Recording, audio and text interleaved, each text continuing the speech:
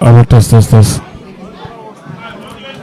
voilà yéen ñi safoo Dakar Buzz ci Facebook bi ñu ngi leen di nuyu di jaar ñëpp di am mbégte bu baax a baax ci teewlu bi ñu ngi fi nag ci siège bi nga xam te moom mooy siège Khalifa Ababacar Sall moom na moo fi woote benn conférence de presse incha allah xam naa ci kanam tuuti dina yegg si bu ko defee ñu taataan ay kàddoom ñu jéem a xam lan la bëgg a wax askan bi moom nag bokk na ci candidat yi nga xam te moom bokk na ci ñiy jiite ñu bëgg a jiite réew mi moom gis nañu fan yi déggoon nañu démb xaw barki démb dégg nañu ne dafa am caravane boo xam te dañoo defoon benn choc xëy na peut-être dina ci wax waaye ñu ngi koy xaar daanaka léegi mu yegsi incha allah bu yegsee ñu déglu ko mu joxe li nga xam te moom mooy ay kàddoom ñëw jéem a xam lan la ñu bëgg a wax ñu koy teewlu incha allah xam naa ne yàggatul dara nag ndax fi mu toll nii militants yi nga xam te ne ñooy ànd ak moom yëpp daanaka ñëw nañ ñu ngi nii nga gis nii ñu toog ñëw toog ànd ak délégation boo xam te ne délégation bu mag la voilà xam naa du ñàkk na léegi rek incha allah ki nga xam te mooy Khalifa dina yegg si waxtaan ak askan wi ñu xam lan la ñu bëgg a wax.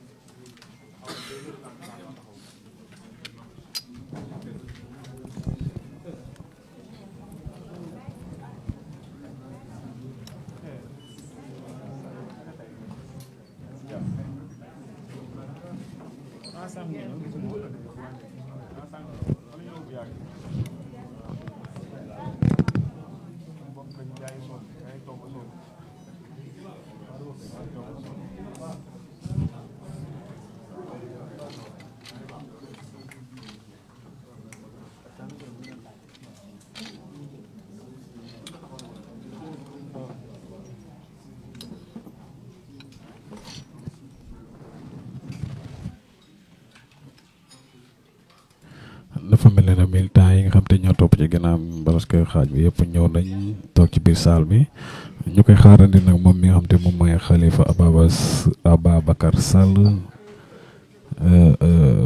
taxawu Sénégal ñu koy xaarandi yegseegul nag waaye dafa mel ne li dee mu yegsi bareetul ndax ñi nga xam te ñooy topp ci ginnaaw ñëpp daanaka ñëw nañ Sénégal dafa mel ni que léegi mu yegsi ñu koy xaar.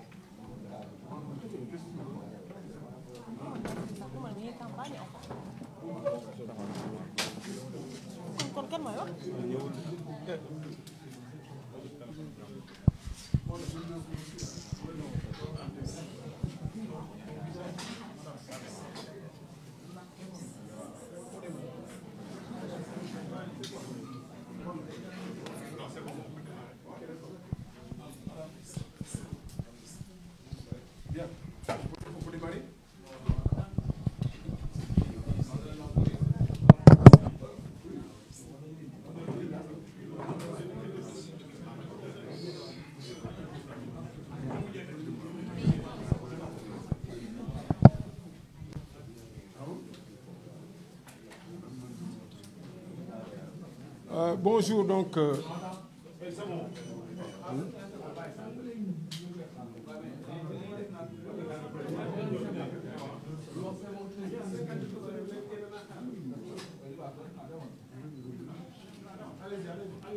Donc, bonjour, mesdames et messieurs de la presse nationale comme internationale.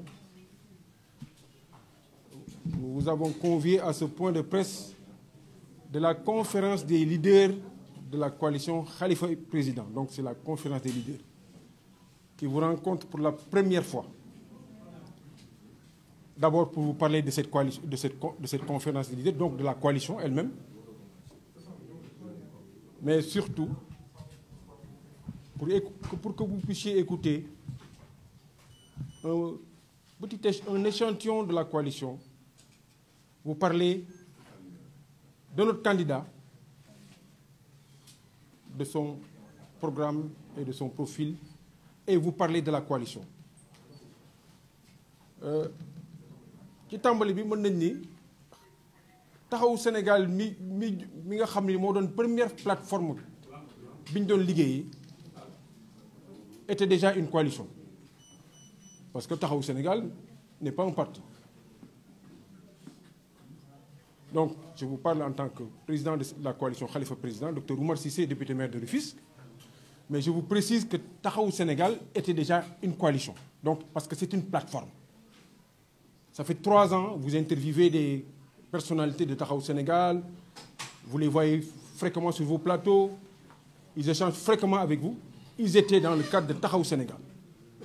Depuis 3 ans, il y a une vingtaine d'organisations qui travaillent au sein de Taxawu Sénégal, depuis 3 ans, au moins. Donc, la première plateforme sur laquelle on est parti, c'est la plateforme Taxawu Sénégal. C'est elle qui chemine le pays depuis au moins 3 ans. Maintenant, allant vers cette élection, nous avons construit patiemment et avec beaucoup de minutie la coalition Khalifa Président. Aujourd'hui, c'est la coalition Khalifa Président qui est en face de vous. Notamment, son cadre stratégique et d'orientation, constitué par la conférence des leaders. Donc, il est important que vous écoutiez cette fois-ci la coalition Khalifa Président en ce qu'elle contient de stratégique et d'orientation. Comment cette coalition a été montée? C'est bon aussi de le partager. 2 aspects majeurs dans la construction de cette coalition Khalifa Président. Le premier, c'est la territorialisation. On a une démarche territoriale. Pourquoi? Qu'est-ce que ça veut dire? Ça veut dire que nous nous sommes beaucoup intéressés aux organisations qui, dans des territoires connus, peuvent nous faire remporter cette élection présidentielle. Parce que nous allons à cette élection présidentielle pour la remporter, pas pour quelque chose, pour quelque chose d'autre. Notre unique ambition, c'est de remporter l'élection présidentielle et nous y sommes. Donc, ce qui nous intéressait, c'est d'aller dans des localités, dans des départements et nouer un partenariat avec des organisations qui ont un vécu, qui ont pu engager des résultats, notamment dans des exercices électoraux antérieurs. C'est le premier aspect. Peut-être le second. Parce que le premier, c'est d'abord partager les mêmes valeurs. Nous ne cherchons pas partout. Nous cherchons les organisations, les leaders, les mouvements avec lesquels nous partageons les valeurs. Des valeurs de gauche, bien sûr, de la social-démocratie. Nous c'est notre orientation. Nous sommes des humanistes. Donc nous distinguons d'autres groupes. Nous ne cherchons pas quelque chose d'hétéroclite. Parce qu'après, ça va aller dans plusieurs directions. Il n'y aura pas de cohérence. Nous cherchons la cohérence, comme nous sommes des personnalités, des organisations de gauche. C'est vers cette direction qu'on a cherché et qu'on a noué des partenariats. In fine, en conclusion, je le disais tantôt, depuis au moins 3 ans, Taxawu Sénégal, une vingtaine d'organisations travaillaient dans cette plateforme. Les dernières semaines dans lesquelles on est sorti, 42 organisations nouvelles sont venues nous rejoindre dans la plateforme, la coalition Khalifa Président. À l'intérieur de ces 42, une coalition de 11 organisations nous a aussi rejoints. Donc on travaille aujourd'hui autour d'une plateforme constituée de 73 organisations qui est évolutive, qui est dynamique. Par exemple, ces 48 heures, nous sommes en discussion avec au moins 12 à 13 organisations. C'est vous dire que nous, c'est une plateforme que nous construisons. Comme notre candidat a construit son programme. Nous y reviendrons. Et pour vous parler de cette coalition, nous avons le plaisir d'introduire 5 intervenants qui vont vous en parler. La première personne à intervenir, c'est l'honorable Hélène Tine, qui est présent sur le terrain politique, que vous connaissez, qui est de la coalition Khalifa Président, à travers son mouvement et à travers sa personnalité. Donc qui a vécu d'une trentaine d'années sur le terrain politique. La seconde personnalité qu'on aimerait vous entendre, ce sera aussi le président Pathé Ndiaye. Vous le connaissez, c'était le directeur général du BOM, c'était aussi le directeur général du port. Quand vous parlez de Pathé, vous parlez de l'État, tout le monde connaît Pathé, qui est le président aussi du PDRS. Ça, je ne me suis pas trompé. La troisième personnalité, c'est un allié traditionnel de Taxawu Sénégal et qui aujourd'hui est un allié fort important au niveau de la coalition Khalifa Président, c'est la LD Debout. Dans toutes les luttes enclenchées par Taxawu Sénégal, elle était à notre côté. Donc c'est bien par rapport à la posture de gauche d'entendre M. Mamoudou Fall, qui est le secrétaire général adjoint de la LD Debout. Nous entendrons aussi un maire, c'est le maire de Gueule Tapée Fass Colobane, qui est le secrétaire général de MRS, qui est un maire qui connaît le président Khalifa Ababacar, qui l'a suivi aussi comme maire.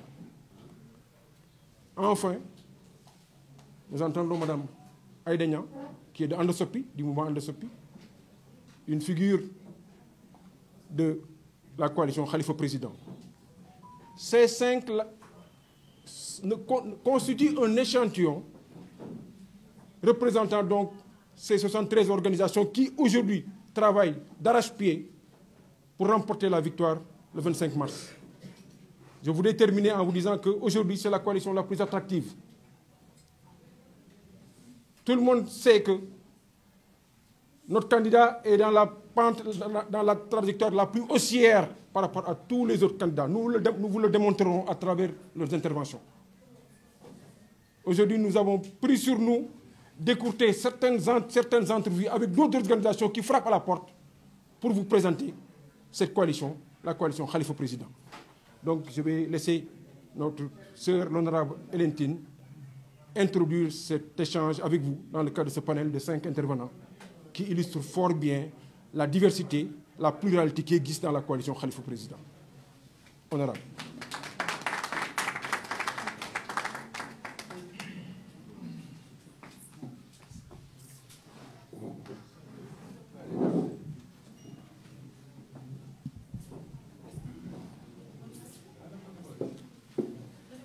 Merci beaucoup, Monsieur le Président, honorable député, le président de la coalition Khalifa Président.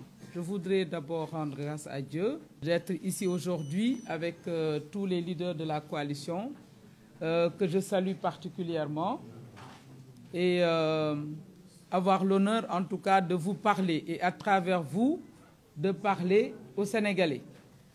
Notre pays est à la croisée des chemins, nous le savons tous, parce que nous allons vers une élection présidentielle avec beaucoup d'enjeux et nous avons choisi, nous, si je dis nous, c'est Hélène Tine et ses amis qui sont dans un mouvement appelé Mouvement pour un Sénégal d'éthique et de travail. Omar Cissé l'a dit tout à l'heure, nous sommes sur la scène politique depuis 1999.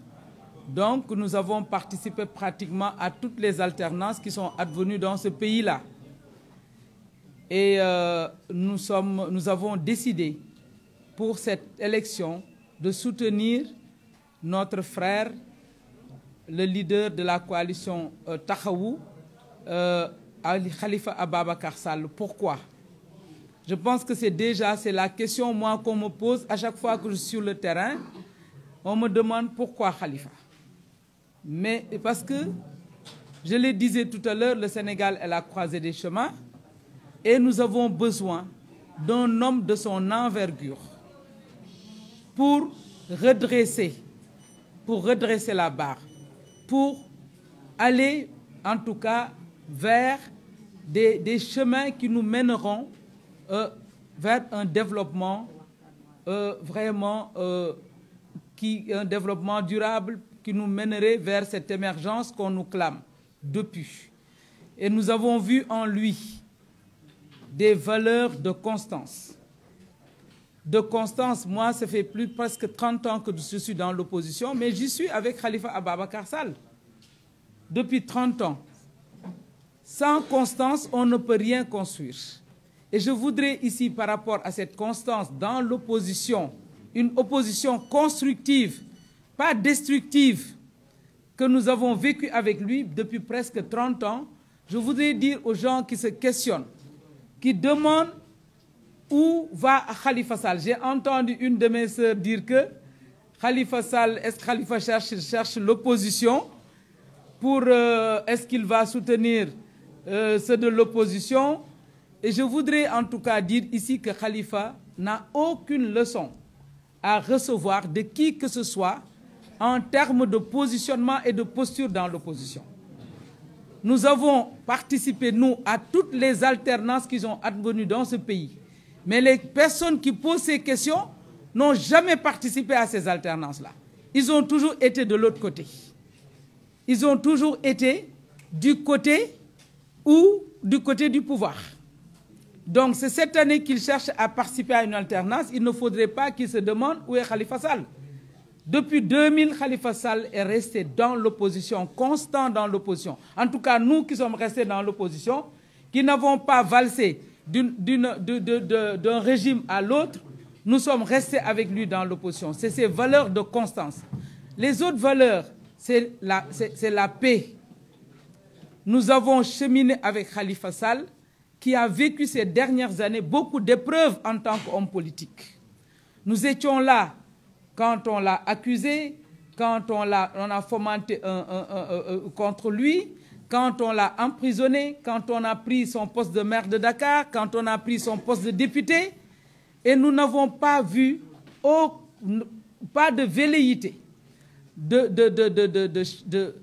violence venant de Khalifa Sall, qui a accepté ces épreuves en bon croyant et qui aujourd'hui s'est relevé de ces épreuves pour aller demander aux Sénégalais leur confiance. Nous partageons avec lui ces valeurs, des valeurs pour la paix et la stabilité de notre pays. Ce n'est pas parce qu'on a des problèmes, peut-être qu'on devrait faire basculer tout le pays, et c'est ça que nous avons choisi en Khalifa Sall.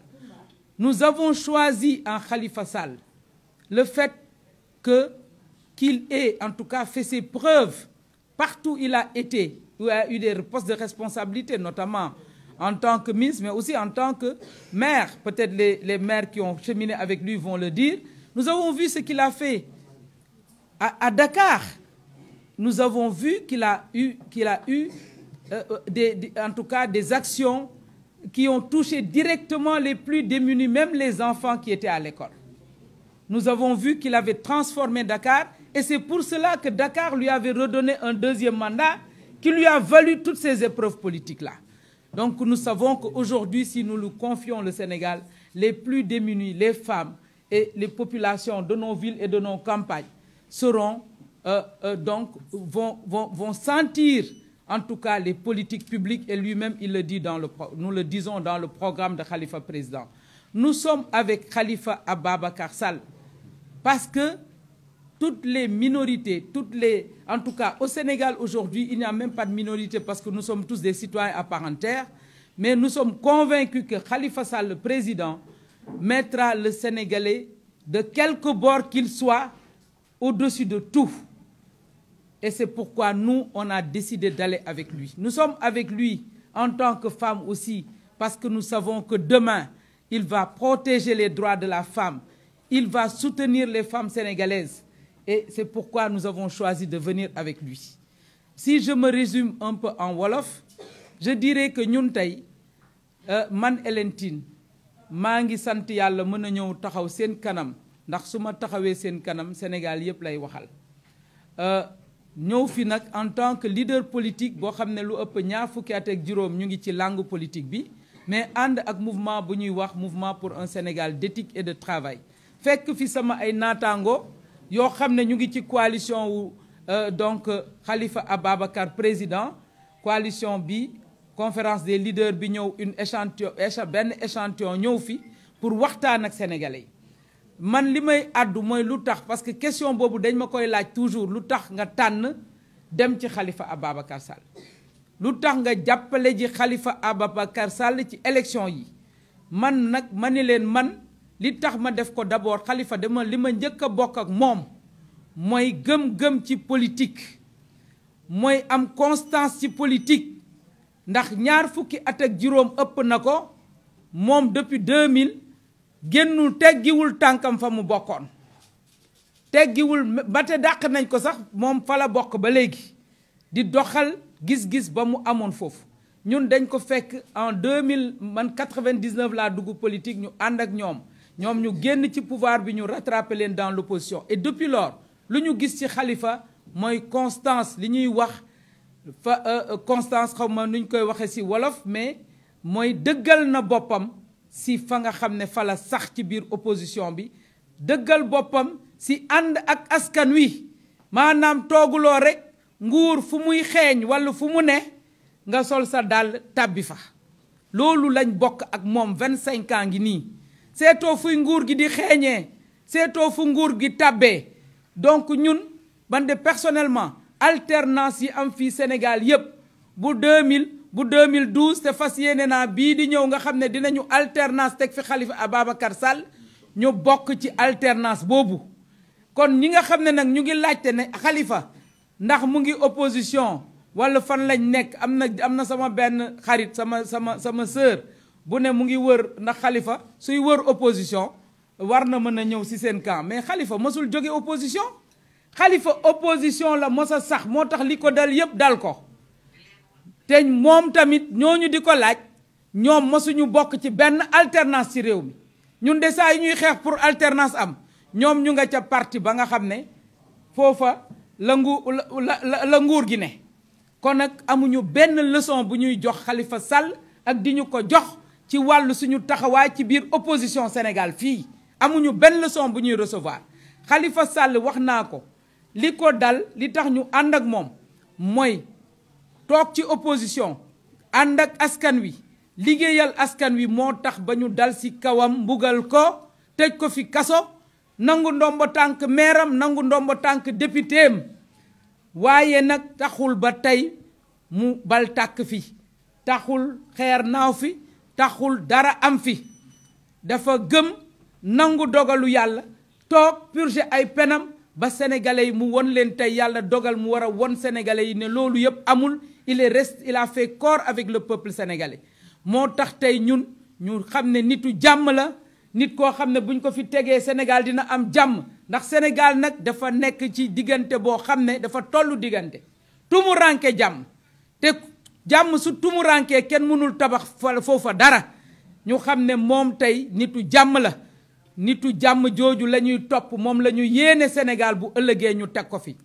Khalifa Sall gis nañ ci moom ne ku gëm la, koo xam ne respecté na sénégalais yépp fu ak fu ñu mënti ne. te nitu jàmm googu maa ngi ciy wax ne ñun ñi ànd ak moom barki démb Thiès ba ñu rombee kër Idrissa Seck moom moo jël décision pour dem saafonteeg moom. ba ñu rombee Boubacar Camara muy ndogu Sams Prestige moo ne du fi romb, kooku yëg ne mu ngi fiy romb te nuyoowu ko mu saafonteeg moom. ba ñu rombee caravane PUR ci autoroute bi moo taxaw ne day saafonte ak moom. def na ko ak Amadou Ba def na ko ak waa Jomaay kon Sénégal nitu jàmm googu nga xam ne dina mën a dajale waa Sénégal dajalewaat xol yi ndax nag suñu dajalewaatul réconcilier sénégalais yi avec eux-mêmes duñu fi mën a tabax dara ci réew mi te loolu lañ gis ci Khalifa Ababacar Sall moo tax ñun Hélène Tine ak suñu mouvement ñu ciy woo sénégalais yépp sénégalais yi bëgg jàmm sénégalais yi yu bëgg nitu jàmm sénégalais yu bu bëgg ku yërëm askan wi ndax ba mu nekkee ville de Dakar wone na ne am na yërmande ci askan wi am na yërmande ci néew di doole yi ba xale yi nekk école sax nga xam ne dañu soxla naan meew ñu defal leen programme pour ñun mën leen di leen jox meew kon Khalifa Sall am na yërmande ci jigéen ñi am na yërmande ci njaboot yi te ñun gëm nañu tey ne moom la Sénégal soxla ci fi ñu toll fii Sénégal moom la soxla koo xam ne dina mën a boolewaat sénégalais yi dina mën a wax ak sénégalais yi dina mën a indi jàmm ñu tabaxaat ñeneen ñi nag on les respecte beaucoup ñëpp lañu respecté mais nañu wax seen programme te bàyyi xeexoo yi man je lance un appel ici di ko di woo sama naataango jigéen ñi ne leen jàmm ji ñu bëgg xeexoo yi am ci ñetti fanu campagne yi ak élection yi ñu jël nañ ko dakkal te ñun jigéen ñi nekk ci kuréel yi nekk ci coalition yi ñoo war a taxaw fexe ba jàmmarloo du am ndax kuñ ciy gaañ suñuy doom la ñuy gaañ kuñ ci yàq suñuy doom la ñuy yàq la preuve est là xale yi nekkoon kaso bi ñan lañu suñuy doom lañu xale yi nekkoon kaso bi dañ leen doon paqueté waaye leader yi ñu ngi leen defoon ci ay suite kon nag xale yi nañu xoolaat seen bopp jigéen ñi nañu woote xale yi ñu arrêté violence bi parce que Sénégal ñoo ko bokk te Sénégal mënuñu ko tabax ci violence li ci des maa ngi woo ñi nga xam ne ñëpp ay nitu jàmm lañ bëgg nañ Sénégal sax ci jàmm bëgg nañ ku am expérience ku xam yor nguur yor Sénégal ñu bañ nañu ñëw fekk si ñu ci coalition bi ñu ànd fal Khalifa Sall le 24 maa leen di gërëm di leen sant.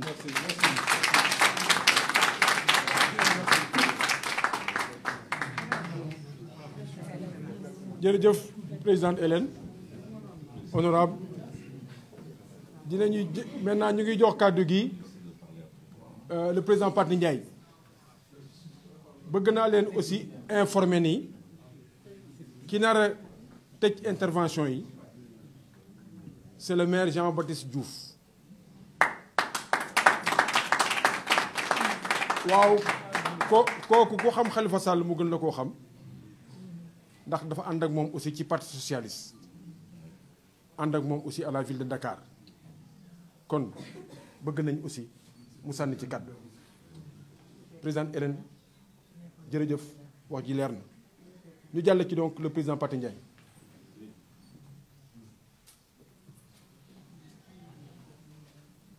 Merci président Omar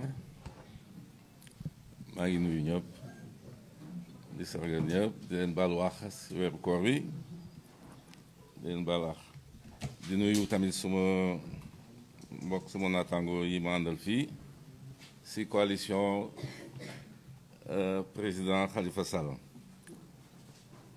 Alors c'est difficile de parler vraiment après notre sœur Hélène c'est difficile de parler mais dinañ jéem man je dirige un parti qui s'appelle Parti du développement et de la renaissance du Sénégal, qui est un parti d'obédience socialiste. Mais man si socialisme la judo, si socialisme laay deewee inchallah. J'ai été au Parti socialiste depuis ma tendre enfance. Hein? J'ai été responsable dans le Parti socialiste de Abdou Diouf. Mais dama si génn en 2013 laa si génn dama si génn parce que dafa am loo xam ne dama ko yëgatul woon si Parti socialiste ma créé suma parti bi ma leen wax léegi di Parti du développement et de la renaissance du Sénégal toog jàpp suma njàmbur nag def naa un petit passage à Benno boo xam ne matul sax 6 mois parce que dama gis que réew mi fi mu jëm baaxul fi que le régime actuel doon jëmale yëpp man ñi ngi ko doon gis les dérives de mauvaise gestion de mauvaise gouvernance nous on les a sentis très tôt ñu génn bennoo toog jàpp suñu njàmbur maa ngi ñëw nag si la coalition taxaw de Khalifa Sall en 2017 en 2017 bi ñu gisee plutôt niñ ko traité toroxal ko tuumaal ko loo xam ne du benn yoon man si foofu laa décidé ànd ak moom di ko jàppale mu dugg donc dans la coalition Taxawu Sénégal bu Khalifa Sall alors c'est pour tout dire daal pourquoi Khalifa Sall pourquoi on est avec lui parce que d'abord on partage les mêmes valeurs les valeurs de socialisme démocratique ñoo ko bokk depuis le Parti socialiste et puis dafa nekk nit koo xam ne aussi bu ñuy wax homme d'État c'est bien facile de qualifier les gens d'homme d'État mais homme d'État da nga koy nuru nekk ko si sa comportement quotidien waaw xam ngeen la situation qu'on vit maintenant depuis pratiquement 24 ans l'État est en déliquescence l'État est manipulé le régime manipule les institutions notamment la justice est manipulée vous avez vu tout ce qu'on a voulu faire tout récemment avec les élections di jéem a toroxal une institution comme le Conseil constitutionnel tout ça c'est des manœuvres du régime bon l'État piétine depuis 2012 au moins l'État piétine les libertés publiques les interdictions de marche de réunion les partis qui sont condamnés vraiment l'État est en complète déliquescence face à cette situation nag je pense que tout le monde veut le changement yooyu nag ki ko mën def mooy ki nga xam ne c'est un véritable homme d'État dans ce que nous voyons maintenant dans l'environnement politique parmi les 19 candidats s'il y a plusieurs hommes d'État le premier homme d'État c'est Khalifa Sall parce que c'est un homme qui respecte les valeurs de la République c'est un homme qui a une expérience politique aussi bien dans le gouvernement que dans l'opposition donc bu ñuy wax homme d'État c'est que on veut quelqu'un qui respecte donc les institutions et qui va rétablir la justice sociale dans ce pays-là on n'a pas un meilleur candidat que Khalifa Sall alors en plus si on veut être logique avec nous vous avez vu que beaucoup de partis beaucoup de candidats réclament vouloir mettre en œuvre les conclusions des assises nationales waaw ñëpp tous les candidats mais le premier à le faire c'est Khalifa Sall et je crois que c'est celui qui mérite mieux de le faire parce que lui il a participé à tout il a participé à l'élaboration d'abord le code électoral consensuel qu'on a depuis 92 il a été un acteur très actif dans l'élaboration de ce code la participation aux assises aussi ñu bari ñi ngi wax ni mais fekkee wuñu assise moom fekkee na ko liggéey na si et je pense qu'il a été le premier à prendre en charge les conclusions des assises et de la CNRI kooku donc ki nga xam ne bon fekkee na lépp participer na si lépp je crois que moom la ñu gën a mën am yaakaar ne bu jëlee réew mi dina redresser donc la situation parce que li si des yëpp daal li ñu war a wax yëpp mi ngi si dans les conclusions des assises et les conclusions de la CNRI ba nga xam ne le régime actuel n'a pas voulu les appliquer signé nañ ko mais ils n'ont pas respecté leur parole. Khalifa Sall nag c'est un homme de parole. C'est un homme de parole koo xam ne je pense que il va respecter tous ses engagements. C'est un homme aussi boo xam ne il est à l'écoute de la population. boo leen seetee na ngeen xool bu baax le programme de Khalifa Sall. C'est pas un programme boo xam ne dañ ko concevoir entre quatre murs pendant des semaines. Non, non. Khalifa Sall, il a élaboré son programme après avoir été à la base pendant plus de presque un an.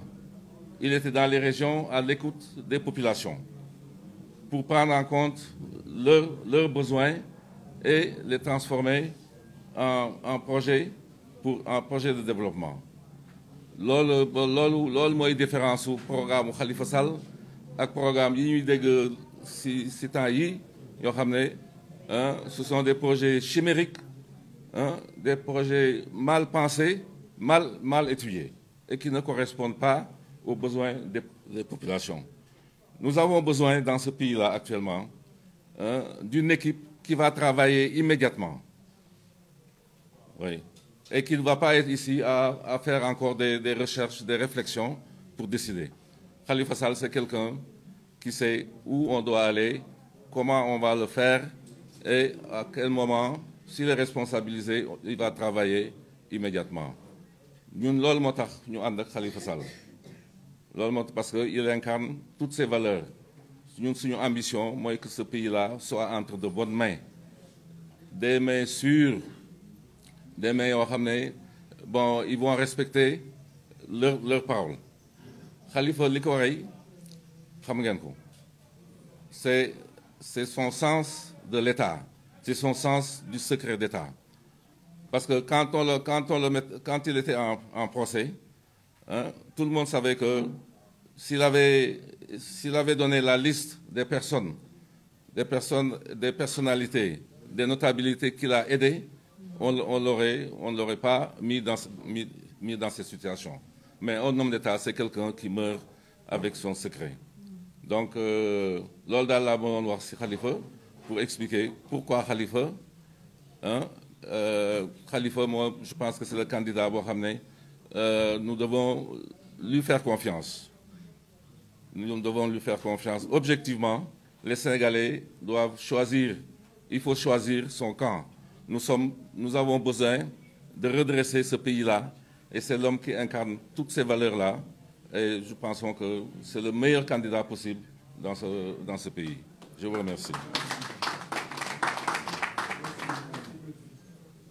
Donc merci Président Pathé. Nous allons écouter monsieur Mamadou Fall, le secrétaire général de la LD, adjoint de la LD Debout. Salaamaaleykum mbokk yi ñu ngi leen di baalu àq di leen baal àq di leen wax ni maa ngi wax ci turu LD Debout parce que xam ngeen ni LD ñaar la am na LD Debout.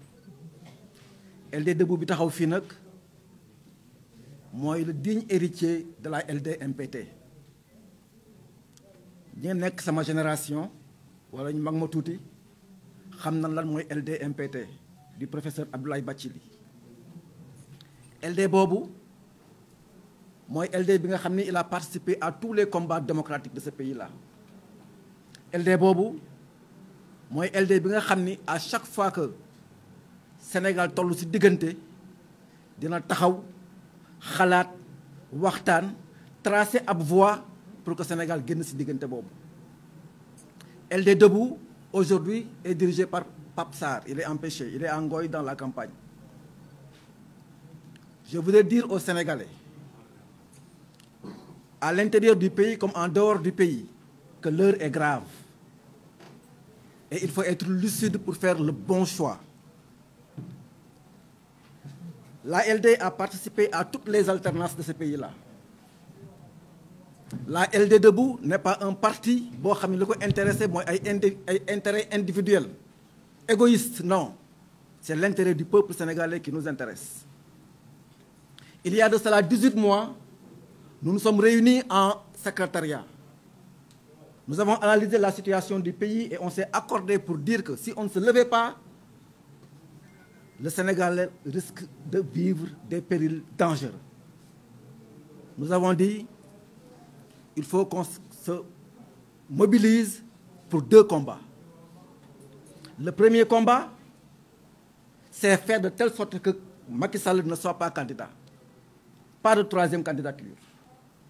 Et dans ce cadre-là et dans ce sens-là, nous avons pris notre bâton de pèlerin, nous avons rencontré les forces politiques de ce pays-là, les unes après les autres, pour mettre en place la F24. Et je crois que la F24 a réussi sa mission. Si ce n'était pas la F24, aujourd'hui, Macky Sall serait là à battre campagne. Nous l'avons acculé, nous l'avons poussé à quitter le champ politique. L'autre combat, c'était quoi? L'heure étant grave. Sénégal nekk dëkk boo xam ni képp ku jug taxaw wax yaakaar ne yaa war a mën a yore réew mi. Si Sénégal nga gis réew moo xam ni picc mu jug ni mën naa nekk président de la République. xool leen bi nee na nit ñi dem jëli les fiches de parrainage. Combien de Sénégalais se sont levés pour aller retirer les fiches pour se dire président de la République?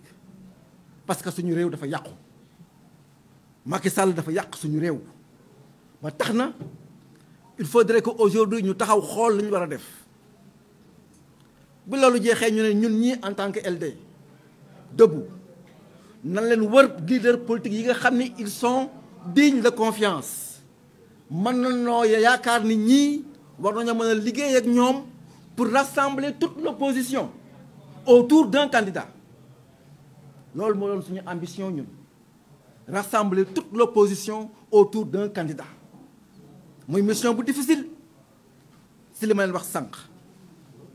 waaye nag soo ko amulee nga xool si candidat yi nga xam ne ay candidat lañu nga xool kan moo si tane. Nous avons sollicité à rencontrer des leaders. D'autres leaders ont sollicité à nous rencontrer. À travers des échanges, nous avons analysé le pays. Il y a eu des convergences de vues. Nous, au niveau de la LD, on n'attend pas un mot d'ordre d'un quelconque secrétaire général. Non. Nous sommes un parti structuré, national. Nous avons convoqué tous nos militants en bureau politique le 19 août 2023. Dans ce rapport-là, il y avait 2 choix à faire. Parmi ces 2 choix, il y avait Khalifa Sall. Quand on a discuté en bureau politique, on a dit que le Taxawu Sénégal a une base nationale et représentative sur tout le chiquier politique, sur tout le territoire national. Nous avons partagé un programme adossé aux conclusions des assises nationales. On les a rencontrés, nous avons discuté, waxtaan ñun ak ñoom am ay convergence de vues sur le Sénégal. ñeneen ñi waxtaan nañu ak ñoom am nañu ay convergence mais candidats yi dafa am loo xam ne dañ koy mënante et ça renvoie au profil de l'homme qui est Khalifa Ababacar Sall. C'est un excellent candidat. C'est l'homme qu'il faut à cette situation du pays. Pays boo xam ne dafa craquelé. Pays boo xam ne ay morceaux la def. réew moo xam ni diine ji xeet yi confrérie yi ku si nekk yaa ngi xool sa morom teg ko noonu. réew moo xam ne suñu moytuwul di xew si yeneen dëkk yi mën na fi am. réew moomu danoo yaakaar ni kuñ ko war a jox war nga fendi war nga fendi war nga mat war nga am jaar-jaar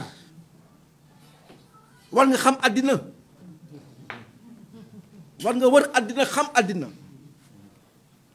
waaye Sénégal dafa nekk réew mu neex réew mu neex réew mu neex lañu nekk da ngay tëdd lekk say ginaar raay sa biir yow ni man maay waa ji jox leen ma ko ñu ni Khalifa dafa résumer son programme de façon charmante. nit ki l'être humain, la créature la plus sacrée, créée à l'image de Allah subhanahu wa ta'ala, fa la teg programme nit ki na leen ko jàngal ba mu mokkal, na liggéey, na am teraanga, na faju, na wér, na nekk ci réewum jàmm. loolu la jiital nit ki. ñu ne xalifa mu ni suuf si, la terre nourricière. suñu bëggee am autosuffisance alimentaire, suñu bëggee suñu réew naat, suñu bëggee ñi ëpp ci réew mi di baykat yi ak sàmmkat yi ak nappkat yi xam ne ay sénégalais lañu, il faut que suuf si ñu xoolaat ko. bu ñu bëggee Sénégal ñi fi nekk di luyaas rey bëgg leen a rey, il faut que suuf si ñu xool naka lañ koy joxee. bu ñu bëggee suuf si, il faudrait une autre gestion de la terre. mu ne ndox mi l'eau, source de vie. Sans eau, point de vie sur terre. Khalifa ni man ndox mi sama aajo la. muy géej gi, muy dex yi. Sénégal ngay dugg dem ci dëkk gis ay jigéen ñoo xam ni pour ñu wëgg seeni bala dañuy jël mbaam takk ko muy dox di dem ay kilomètres pour que nit ki am ndox moom mu wëggee bàyyi ma mu ne ndox mi. man ne ñett yooyu rek dafa doy, ñett yooyu rek doy na sëkk pour jàppale Khalifa Sall. Le 19 août, lors de notre bureau politique, à l'unanimité, le parti a dit que c'est Khalifa Ababacar Sall ki nga xam ne tey jii bu ñu ko téyee jàppale ko ànd ak moom, réew mi dina changer, dina teg réew mi ci yoon, dina jubale Sénégalais yi, ku ci nekk dina la jox sa wàll, ku ci nekk dina la jox sa wërsëg. loolu nag ñun mënuñu ko weddi parce que ñun dañoo àndoon nag ay nit def alternance en 2000 ban desew lul seddoo pour liggéey réew mi mbaadoo la feeñ. ñu ànd ak ay nit def alternance en 2012 bañ demee ba sa biir ñu gis mbaadoo la feeñ. bon nag ñun bu ñuy dem dañuy xool koo xam ni kii kat xëy na kat la ñu gis fële duñ ko gis fii. Le seul exemple, j'ai des amis de Dakar, Cheikh Gueye est là, Ousmane Ndoye. Les camarades me disent que dans Benno Siggil Sénégal, le seul maire Benno qui faisait du Benno, c'est Khalifa Ababacar Sall. Le seul maire Benno qui faisait du Benno, c'est Khalifa Ababacar Sall. mbokku Sénégal, mbokku àddina bi, réew mi toll na foo xam ni du yëfu xol, yëfu xel la. du yëfu xol, du yëfu xel la. du yëfu ma riirandoo, du yëfu ma riirandoo. yëf yi dañ koy jàpp ak xel xam ni sur ces 19 candidats à la présidentielle, le meilleur candidat c'est Khalifa Ababacar Sall. may woo Sénégalais yi nga xam ni ñu ngi ci réew mi, ñu ngi ci diaspora bi, di woo mag ñi ñu wax ak xale yi, di woo xale yi nga xam ne am nañ un certain niveau, parce que xale yi aussi bu leen seen i baay yóbboo école ñu jàng ba tollu fenn fi, am na ay yenn yoo xam ne ñoo war a éclairer seen ay moroom. may woo xale yi, di woo góor ñi, di woo jigéen ñi. ñun waa LD debout, on est derrière Khalifa Sall. On a toujours dit que les hommes de gauche c'est des faiseurs de roi. Aujourd'hui la LD debout, parti de gauche, sera un faiseur de président.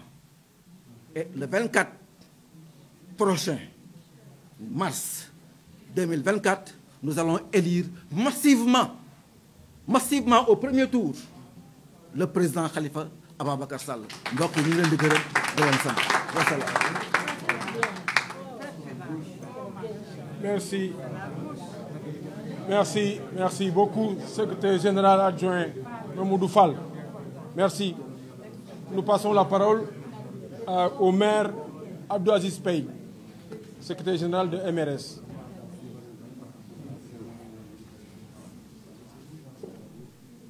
Assalamu alaikum mbokk yi bi ma jógee di ñëw je me suis posé une question. Que dire d'autre? Parce que je crois que ceux qui m'ont précédé en cette tribune ont dit l'essentiel. Et l'essentiel aujourd'hui, c'est que nous tous, Sénégalais, Sénégalaises, que nous comprenions que nous vivons un moment historique très important pour notre nation. Le 25 mars 2024, nous n'élisons pas un président de la République. Nous élisons un chef d'État. Parce qu'il faudrait reprendre l'État. Et dans toute sa grandeur et dans toute sa plénitude. Donc sur ce aussi, nous appelons les uns et les autres à prendre conscience de cet état de nécessité. Et de comprendre que la politique n'est pas un monde permissif. Elle n'est ni aussi l'univers de la contorsion et des grands engagements filiformes. On entre en politique pour servir son pays, pour servir son peuple, pour servir sa nation.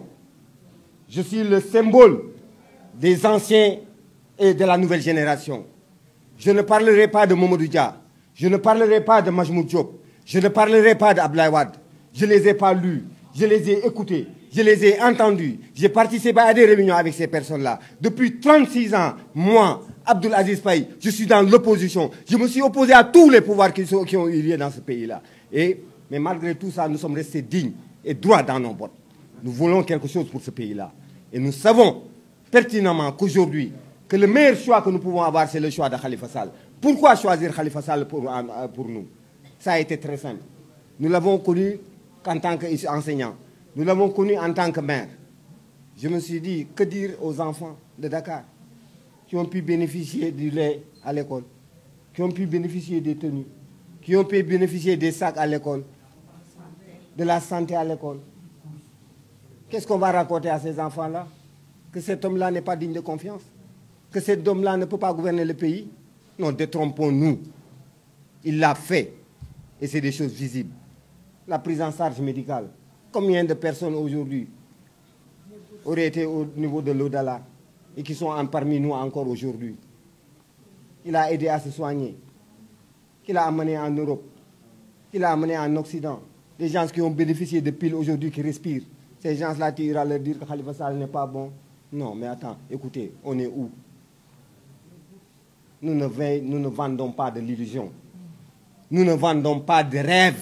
Nous vendons une réalité. Parce que nous avons un candidat qui a su montrer ses preuves au niveau de la mairie de Dakar. Qui a su gagner des élections en tant qu'opposant. Qui a su gagner regagner encore des élections en tant que candidat. En 2009, il l'a fait. En 2014, il l'a fait. Mais pourquoi ses pairs en Afrique l'ont choisi et l'ont mis devant eux?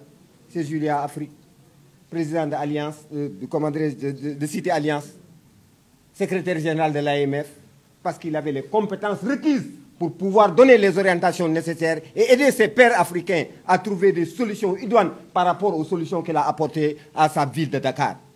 Donc voilà l'homme. Voilà ce que nous cherchons. Il faudrait que nous tous, nous soyons conscients d'une chose, que nous sommes en train de vivre un moment historique important. C'est un moment historique important. Moi, je suis de la génération des 88 arts. L'année blanche de 88, nous l'avons portée sur nos épaules. Nous sommes battus ici, dans ce pays-là. Je fais partie de cette génération. Et jusqu'à aujourd'hui, je suis resté tel que je suis. Mais si aujourd'hui, je suis avec Khalifa Sall, parce que je suis convaincu, après avoir vécu tant d'années d'expérience, que l'homme de la situation, celui qui peut être un chef d'État, je ne parle pas du président de la République, celui qui peut être un chef d'État pour le Sénégal, c'est Khalifa Ababacar Sall. Et nous appelons le peuple sénégalais, Go, Mak, Ndaw, Djigen, Khale, que les gens prennent conscience. j'aurais bien aimé, Président, avoir une conférence de presse avec cette jeunesse-là. Parler du programme dans toute sa grandeur et dans toute sa plénitude. Pour que les gens comprennent que nous ne sommes pas venus pour jouer. L'État, ce n'est pas un jeu. La monnaie, ce n'est pas un jeu. Sortir du franc CFA, c'est rembourser 14 000 milliards de dettes tout de suite aujourd'hui. Où est-ce que le Sénégal peut le prendre? C'est de la farce qu'on arrête. La dette du Sénégal à l'heure actuelle est à peu près à 14 000 milliards. Sortir de la zone euro et de la parité euro-franc CFA, ça veut dire quoi? C'est payer automatiquement les 14 000 milliards. Où est-ce que nous allons puiser ces 14 000 milliards? C'est de la farce. Il faut qu'on arrête de vendre de l'illusion et du rêve à la jeunesse sénégalaise. Que cette jeunesse prenne conscience qu'il y a des hommes, des êtres, des Sénégalais, des dignes fils de ce pays-là qui peuvent porter les orientations. Et je crois que quand on parle de l'humain, c'est parce que Khalifa Sall l'a démontré quand il a été maire de Dakar, dans toutes les écoles du Sénégal, au niveau des hôpitaux, au niveau des centres de santé, au niveau des postes de santé. Mais que peut-on attendre d'autre d'un maire de ville? Que peut-on attendre d'autre d'un président de la République que ces gestes-là? Je n'en vois pas plus. Donc, très chers compatriotes, je parle avec le cœur parce que je suis un homme engagé. Et je ne m'engage pas dans la facilité. Je pouvais fréquenter tous les autres régimes qui sont passés par là. J'étais l'un des rares jeunes qui accompagnait Maître Abdoulaye Wade en 1988. De 2000 à 2012, je n'ai pas vu Abdoulaye Wade une seule fois. Et pourtant, Dieu sait qu'on a des liens de parenté. Parce que ça ne m'intéresse pas. Ce sont mes convictions qui m'intéressent. C'est le devenir de ce pays-là qui m'intéresse. C'est la foi à la chose qui m'intéresse, moi. Et je sais qu'avec cet homme-là, Khalifa Ababacar Sall, nous pouvons espérer d'un Sénégal unifié, d'un Sénégal réconcilié à lui-même, d'un Sénégal où l'agriculture aura un sens, d'un Sénégal où la pêche aura un sens, d'un Sénégal où l'industrialisation ne sera pas quelque chose de factice, mais de réel. Parce que celui qui pense aujourd'hui, et comme il l'a dit dans son émission de télévision, que le pétrole et le gaz peuvent développer ce pays, ils n'ont qu'à aller demander à l'Angola. Le taux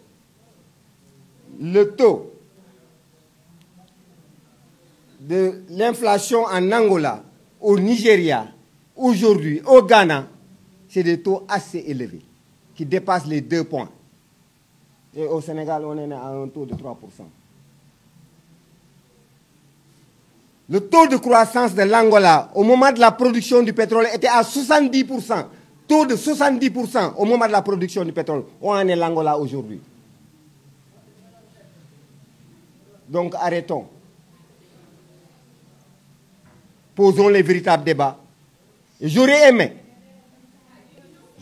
quand même, que vos confrères posent les véritables débats sur l'économie, sur la politique, sur les institutions, entre les différents candidats, pour qu'au moins on puisse aider les Sénégalais à faire le meilleur choix possible. Mais malheureusement, on n'en est pas là. Et on ne pourra pas transformer ce pays-là. Le journalisme n'est pas une fin en soi, c'est un moyen. C'est un moyen de mettre à la disposition du peuple des informations, de former objectivement l'opinion et de transformer qualitativement la vie de l'homme et de l'être humain. C'est ça le rôle de la presse. Et je vous en exhorte de revenir à ces fondamentaux-là pour pouvoir nous permettre de faire le choix opérant, le choix pour un Sénégal réconcilié, le choix pour un Sénégal émergent, le choix pour un Sénégal développé dans les 5 prochaines années. Je vous remercie. Élisons Khalifa Ababacar.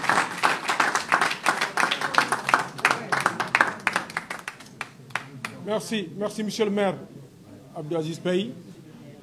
Merci de nous avoir aussi transmis cette émotion dans la réflexion. Merci monsieur le maire. Nous passons la parole à notre jeune sœur, Madame Aïda Niang, pour nous parler sur notre candidat et sur notre coalition. Merci. Merci, Président Oumar Cissé. C'est une très lourde tâche de prendre la parole après le maire Aziz.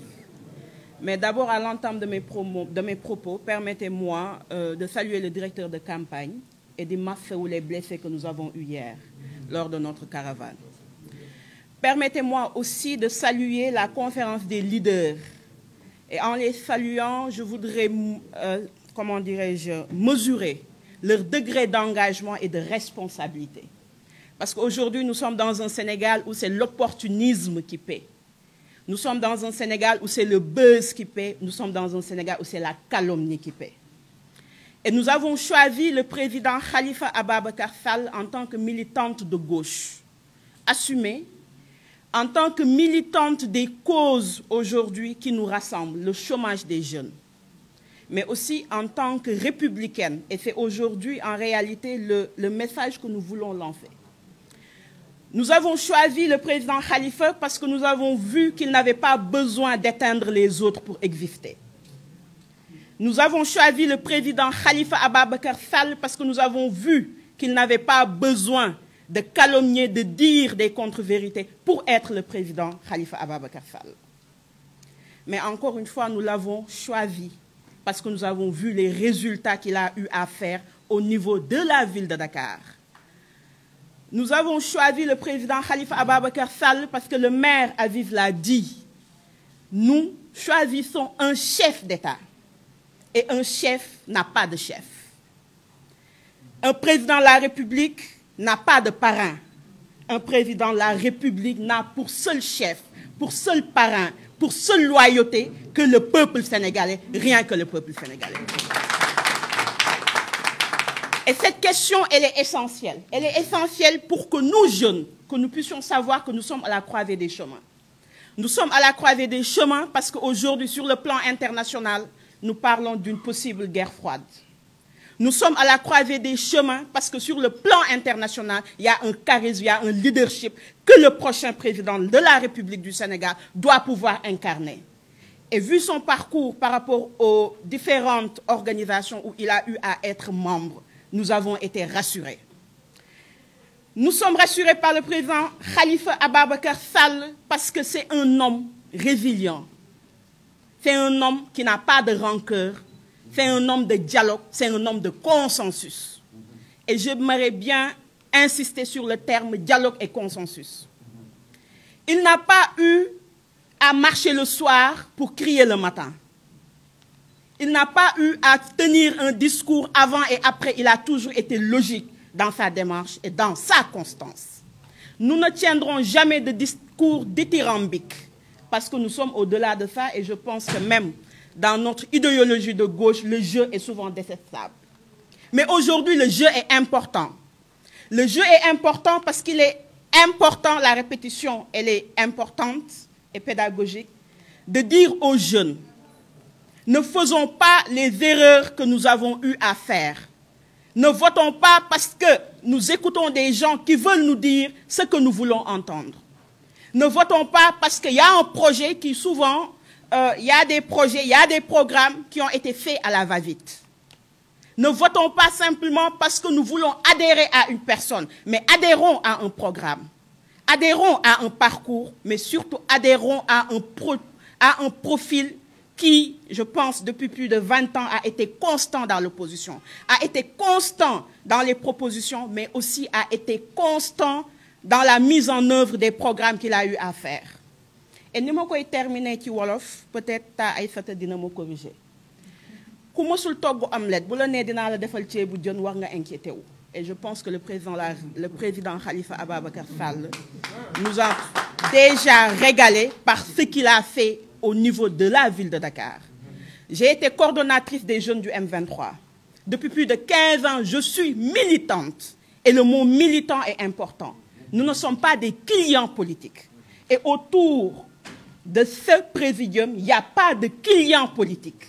Il y a des militants politiques qui ont adhéré à une cause, qui ont adhéré à un projet et qui, Inch'Allah, le dimanche, mettront le président Khalifa Ababacar Sall ci kaw parce que moo jig Sénégal, parce que nous avons besoin ci Sénégal pour réconcilier. Nous avons besoin d'un président qui répondra aux attentes des jeunes, des femmes, des adultes, mais surtout de quelqu'un qui a de l'expérience requise pour le faire. Je vous remercie pour votre attention.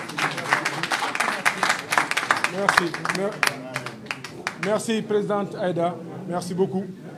Nous allons terminer, s'il vous plaît, nous allons terminer par le maire Jean-Baptiste Diouf, maire de Grand Dakar, qui va être notre dernier panéliste et qui a été candidat à l'élection présidentielle.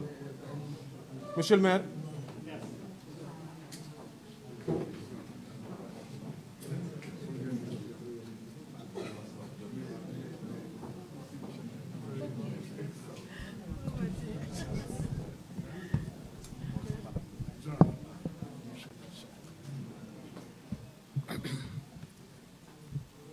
Bonjour à tous. Je voulais d'abord, pour commencer, saluer notre ami et frère Khalifa Ababacar Sall, qui est dans les régions actuellement. Saluer notre neveu et jeune frère, le directeur de campagne Barthélémy Diaz. Lui dire tout notre soutien après ce qui est arrivé hier au niveau de Yeumbeul Keur Massar avec cet accident de notre convoi et soutenir les jeunes qui sont blessés et leur dire combien nous sommes proches d'eux et nous leur souhaitons prompt rétablissement. Moi, je suis Jean-Baptiste Diouf. Comme l'a dit le président, j'étais candidat à l'élection présidentielle de 2024 avec la coalition JBD 2024. Pourquoi j'étais candidat? Je suis membre du Parti socialiste jusqu'à aujourd'hui.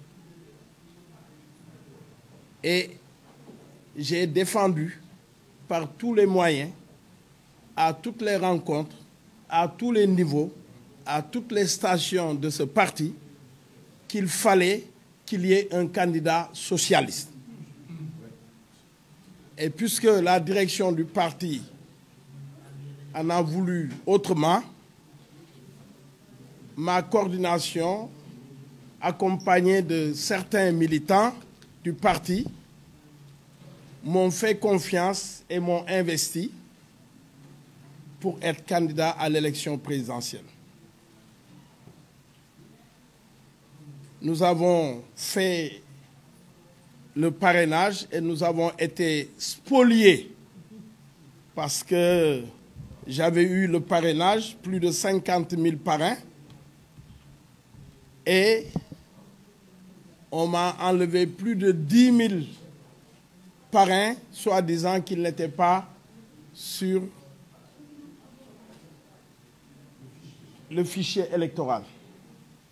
Bon, moi, je suis un croyant. J'ai dit, je ne devais pas être président et je ne devais pas participer en tant que candidat et je me suis résigné à cela. Alors, mais n'étant pas candidat, je voulais jouer un rôle important pour ces élections-là. Et donc, j'ai été approché par 10 candidats sur les 19. Mais mon choix s'est porté sur Khalifa Sall, président de la coalition Taxawu Sénégal. Et pourquoi notre coalition a choisi Khalifa Sall? Parce que nous avons regardé son programme et je disais même à Khalifa qu'il avait fait un plagiat, vous vous rappelez, de mon programme. Vous étiez là-bas? Oui, parce que quand je l'ai écouté pendant son émission sur 2S TV, je me suis senti à sa place là-bas. Parce qu'il y avait, tout au long de l'émission, des propositions qu'il faisait et qui étaient les miennes. Bon, vous savez, les socialistes se retrouvent, hein? Et c'est la raison pour laquelle je me suis dit, c'est le meilleur candidat. Mais au-delà de cela, moi j'ai connu l'homme. Quand je suis entré au sein du Parti socialiste, je me suis retrouvé avec Khalifa Sall au niveau du département de Dakar. Il était secrétaire général à la vie politique. Et nous avons cheminé ensemble. Nous avons mené des combats ensemble, dans l'opposition. Parce que moi, je suis arrivé en politique par hasard et dans l'opposition. Et nous avons été à la conquête des communes. Et c'est ainsi qu'en 2009, nous avons gagné les élections au niveau de Dakar avec Taxawu Sénégal. Benno Siggil Sénégal. Benno Siggil Sénégal. Et c'est là où je suis devenu maire de Grand Dakar, Khalifa maire de Dakar, et j'étais en même temps adjoint au maire de Dakar de 2009 à 2014. Nous avons travaillé ensemble. J'ai travaillé avec Khalifa, j'ai essayé de comprendre l'homme, de savoir comment il travaillait, et je me suis rendu compte qu'il était un homme méthodique, organisé, et qui avait des idées claires pour mener à bien la ville de Dakar. Et il disait, quand on arrivait à la mairie, que nous laissons tous nos partis dehors et nous nous retrouvons ensemble pour Dakar. Nous étions des élus de Dakar et il n'y avait pas de parti. Et cela était bénéfique parce que tout le monde, tous les conseillers même de la ville se sentaient vraiment membres de cette coalition pour mener à bien nos objectifs pour Dakar. Nous avons continué ensemble et nous avons été au local en 2014. 2014, c'est là où on a créé Taxawu Dakar. Et moi, j'étais membre fondateur de Taxawu Dakar. Et donc, j'ai continué, j'ai cheminé et nous avons gagné ces élections de 2014 haut la main.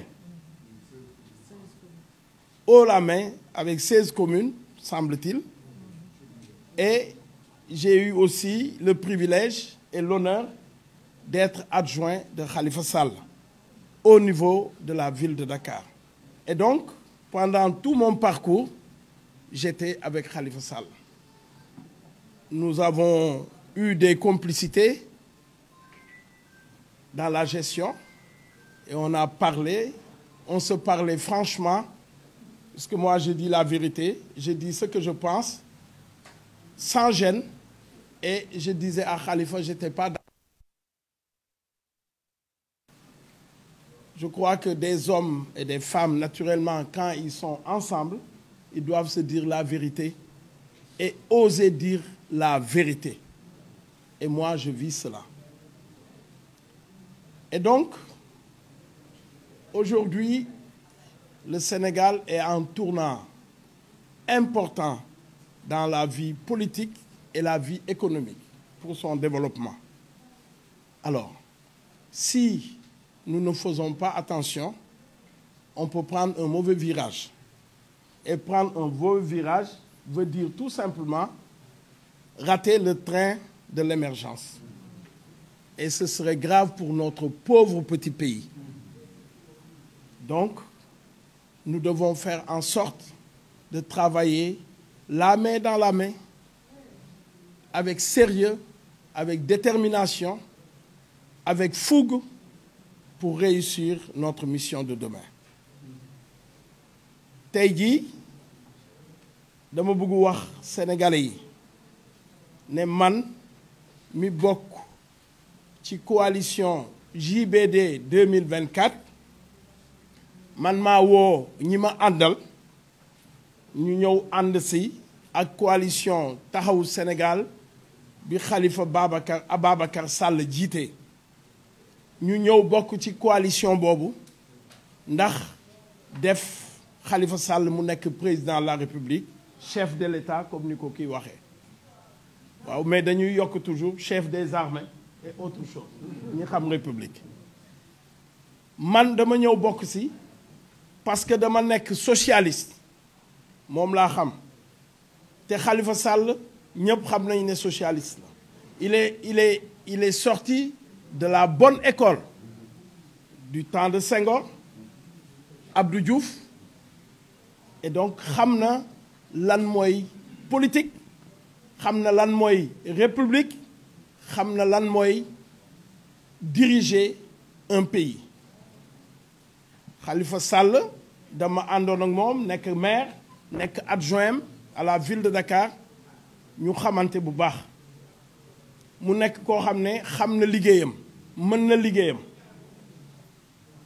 te dafa yem suufeel boppam rëyul rëyaay boo xam ne day wone ne man la boo wone ne man la nit yi bàyyi la foofu parce que ku jiite ñi nekk ci suuf ñoo tax nga nekk ci kaw donc da ngay fonk ñi nga àndal te fonk na nit yi man nag tey jii li ma tax a nekkoon candidat parce que dama ne woon parti socialiste dafa war a am candidat mënuñu toog ñàkk candidat bi ma demee itam pour wuti ay parrainage socialistes yi de toutes les régions ñoo ma jàppale ñoo xam ne ñu ngi des ci parti ba mais dañ ma jàppale alors tey jii nag damay lancer un appel woote ñi nekk parti socialiste nekk ay doomu Senghor Abdou Diouf ba ñëw ci Ousmane Tanor Dieng dama leen di woo pour ñu ñëw jàppale Khalifa Ababacar Sall ci élection yi ñu jëm ndax mu jël réew mi jiite réew mi ñu mën a xamaat ne socialisme dellu si na ci réew mi socialisme nag dafa yaatu tous les hommes de gauche sont des socialistes c'est des socialistes et donc fii ñu ma fi gis ñu bëri ce sont des hommes de gauche dañu nekk ay nit yoo xam ne dañu am conviction mën a liggéey ñeme wax dëgg te alal jiitalu leen am nekk position jiitalu leen donc ñi fiy ànd ay nit yu am solo lañu donc ñooñu ñooy gunge Khalifa Sall donc sénégalais yi nañu seetlu bu baax a baax xam ne li am solo mooy ñu tànn ki nga xam ne moom moo gën ci réew mi te dama gëm ne yàlla sunu borom tànn na kiy gën te gëm naa ne Khalifa Sall moom mooy ki gën pour Sénégal donc nañu jàpp bu baax nañu góorgóorlu jëm kanam Khalifa am na expérience nekk na ministre boobu xale bu ndaw la nekk na député xale la woon nekk na ci opposition muy màgg ak moom nekk na maire de commune d'arrondissement parce que nekkoon na maire u Grand Yoff nekk maire u Dakar ci ñaari mandat kooku am na expérience te am na xamee ci àdduna bi ndax association des maires francophones jiite na ko woon ak yeneen ku mel noonu boo ko dénkee réew mi bu ñëwee taxawal gouvernement am day jëm ci liggéey directement du fi nekk di seetlu lan laay kii lan laay def fan laay wuti ak yooyu parce que xam na nu muy demee waaye bu ñu fàttee ku mel noonu je pense que Sénégal dina ko regretter donc may ñaan sénégalais yi suma mbokk yi nga xam ne dañu àndoon ak man JBD 2024 nekk ci Sénégal yépp maa ngi leen di woo ñoom ñu ñëw ànd ak ñun jàppale Khalifa Sall di ñaan tous les socialistes yu nekk à travers le Sénégal ak ci diaspora ñoo ñëpp waxtaan naa ak ñoom ñoom itam dinañu ñëw jàppale Khalifa Ababacar Sall yàlla mbay ñu ndam dimanche bii di ñëw bu neexee yàlla Sénégal jël ndam bi ndax Khalifa bu gañee Sénégal moo gañe loolu moom moo am solo te Khalifa bu jëlee ndam bi ñu liggéey Sénégal jëm kanam réew mi naat àdduna bi neex ñu sant sunu borom maa ngi leen di gërëm di leen sant bu baax a baax